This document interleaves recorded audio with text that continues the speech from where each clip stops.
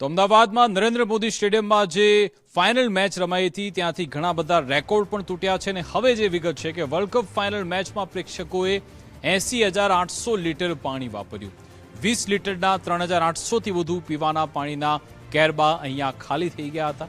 Final મેચમાં કુલ 1 લાખ કરતાં પણ વધારે પ્રેક્ષકો ઉપસ્થિત રહ્યા હતા।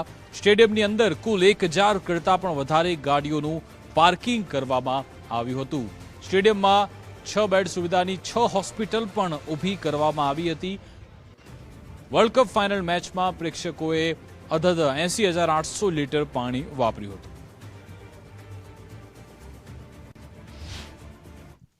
શ્રી જયભાઈ શાહે વિશ્વકપની આ ટુર્નામેન્ટની અંદર આઈસીસીની ટુર્નામેન્ટમાં કે ભારતની અંદર તમામ સ્થળે વિશ્વકપની ટુર્નામેન્ટ દરમિયાન મફત પાણીની વ્યવસ્થા કરવામાં આવશે।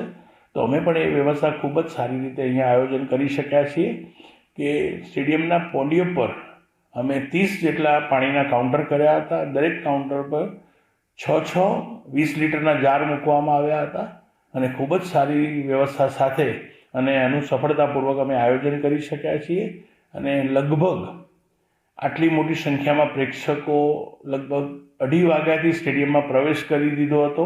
એનું ખૂબ જ સુંદર આયોજન હતું વિશ્વકપના ક્લોઝિંગ સેરેમનીનું અને પ્રેઝન્ટેશન વખતે પણ ખૂબ જ સુંદર આયોજન હતું।